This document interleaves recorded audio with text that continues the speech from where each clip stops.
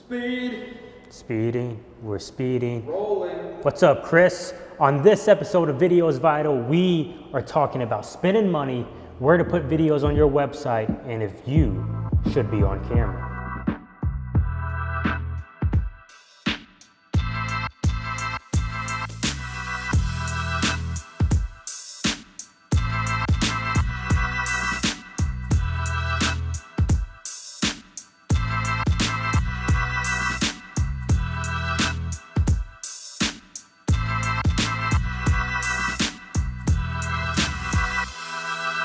So as we were ending the first month of 2016, I hope that your first month was prosperous. But more importantly, I hope that you're using some of these tips, tricks, not just from me, but from all of your resources that are out there to really reach your goals and go for your goals in this year, but not only this year, the next year, and 5 years from now, 20 years from now, because it's super important. Write them down. Remember to always write your goals down.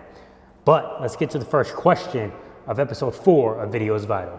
In the last Videos Vital, you mentioned not spending money on a video. Don't I need to spend money to make money? So that's right, I did say don't spend money on a first video, or don't spend that much money, like less than $100 on a video, especially your first video when you're first starting out.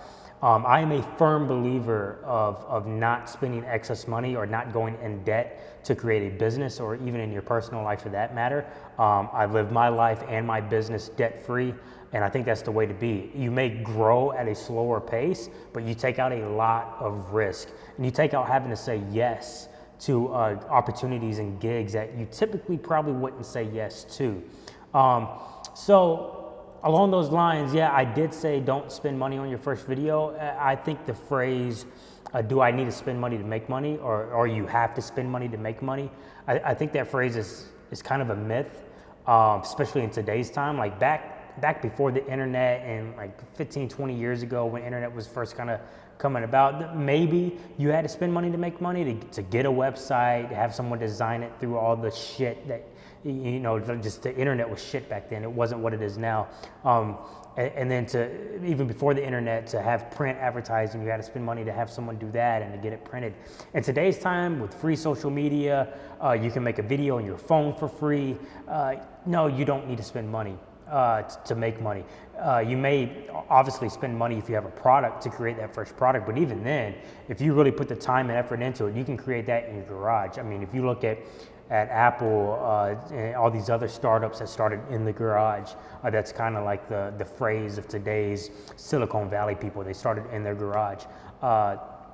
You're going to spend some money, obviously, but you don't need to spend a ton of money. You don't need to go into debt to try to prosper in business. Matter of fact, I think if you do go into debt during your first year to 3 year of business and you're not making that much money, you're really killing yourself.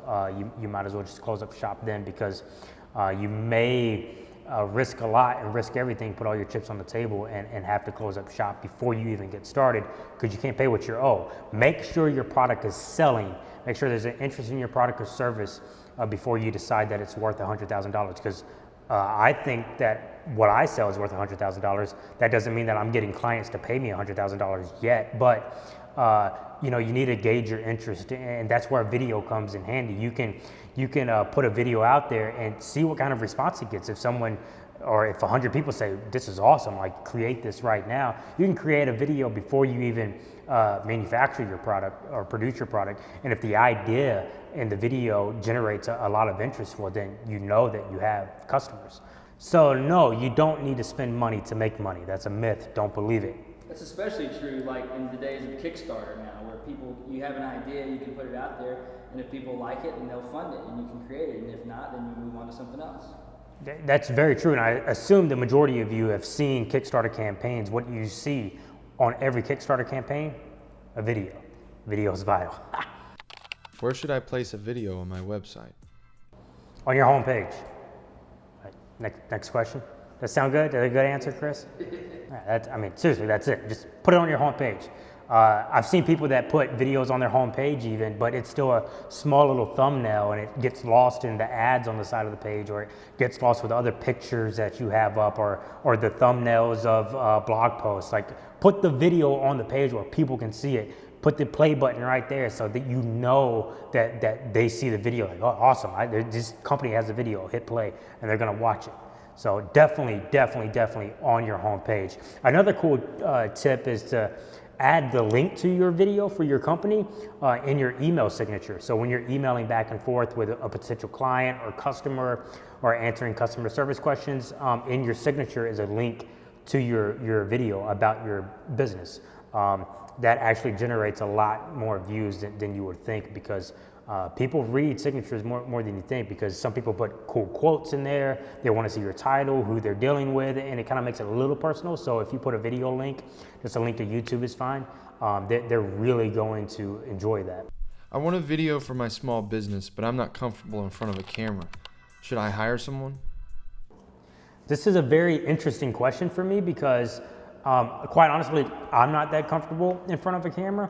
I kind of have to go to this weird place in my mind when I get in front of the camera to have energy. I'm kind of more of an introvert, but that's kind of the beauty of it.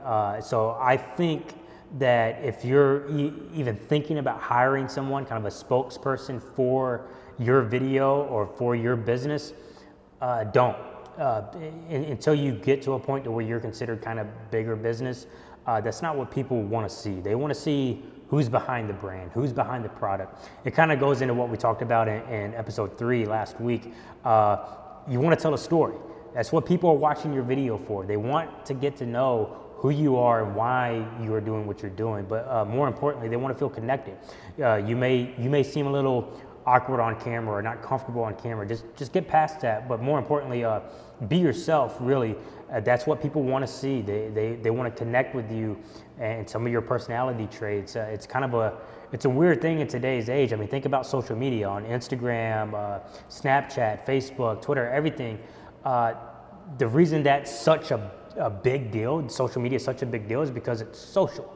If you think about social media as being like a gala or a cocktail party, you get to talk face to face with people. I get to say, hey Chris, nice to meet you. I'm Randall. And he says, hey back. And I get to meet him in person, and we have this interaction. So really social media is just this huge cocktail party, and people want to get to know you. That's why they're on there. They want to see your status updates about what you ate for lunch, and they want to see what your brand is doing or where you went with your business. Did you just travel to LA? Like that connects with people. So no, don't hire someone. Just be you. Keep true to your personality, because it really makes it authentic.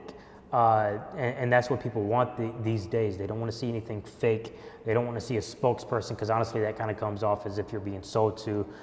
They want to see who's behind the brand and who's behind the product.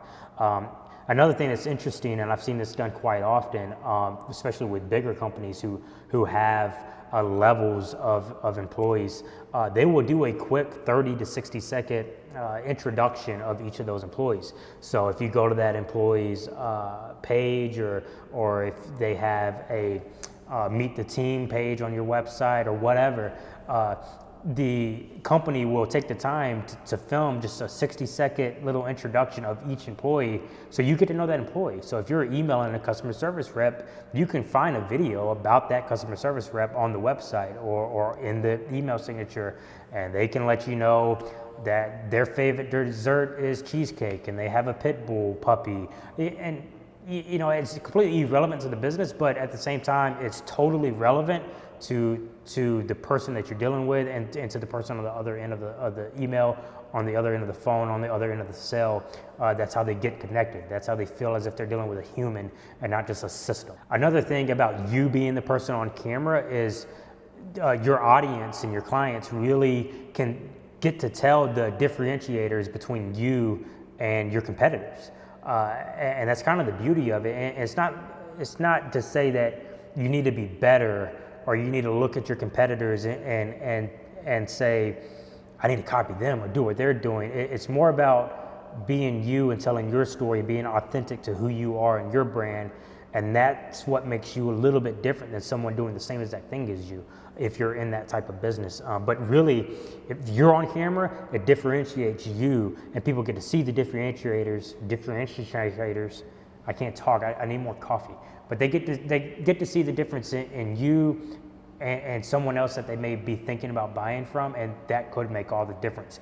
And your whole sell could be riding on, if they watch your video and it's a spokesperson who's polished and pristine and speaking properly, then that comes off as if they're being sold to. And you're gonna lose every time to the person who's just being themselves and being authentic. So that's it. That's a wrap on episode 4 of Video is Vital. I hope you're using this information to help you out, to grow your business, to be an entrepreneur, or not. It's really up to you. Bye.